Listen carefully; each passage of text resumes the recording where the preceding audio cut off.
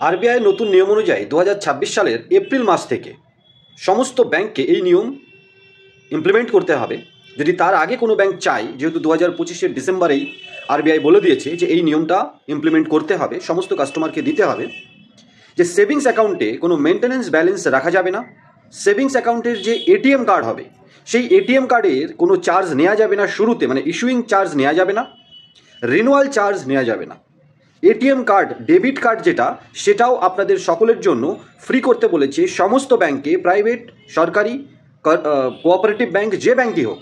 Savings account প্রত্যেকটা মানুষের একটা সাধারণ অধিকারের মধ্যে আরবিআই কিন্তু আনতে চলেছে। আর এর অন্যতম কারণ অবশ্যই সমস্ত মানুষকে ব্যাংকিং সিস্টেমের সাথে জোড়া এবং তাদেরকে যে সুবিধাগুলো দেয়া। এখানে একটা কথা মনে রাখতে হবে আমাদের, সেভিংস অ্যাকাউন্ট দিয়ে কিন্তু কেউ ব্যবসা করবেন না। সেভিংস অ্যাকাউন্ট সমস্ত সার্ভিস আপনার পার্সোনাল ইউজের জন্য, ব্যক্তিগত ইউজের জন্য, ফ্যামিলি ফ্রেন্ডসদের ইউজের জন্য ফ্রি অফ কস্ট রাখা হয়। ব্যবসায়িক কার্যক্রম একমাত্র কারেন্ট অ্যাকাউন্ট বা ডিএমটি মানি ট্রান্সফার ব্যবসা যেমনটা আমরা বলে থাকি, এটা B2B পোর্টাল থেকে রিচার্জ, বিল পেমেন্ট, ডিএমটি মানি সমস্ত কিছু, মানে ফ্রিতে এটিএম কার্ড দিয়েছে মানেই আপনি এইপিএস করবেন আর সেভিংস অ্যাকাউন্টে সেটেলমেন্ট নিয়ে ক্যাশ উইথড্রল করবেন, কখনো এই ভুলটা করবেন না। সেভিংস অ্যাকাউন্ট ব্যবসায়িক লেনদেনের জন্য না, সেভিংস অ্যাকাউন্টে সেটেলমেন্ট পর্যন্ত নেবেন না যদি ফিনান্সিয়াল ফিউচারকে সুরক্ষিত রাখতে চান।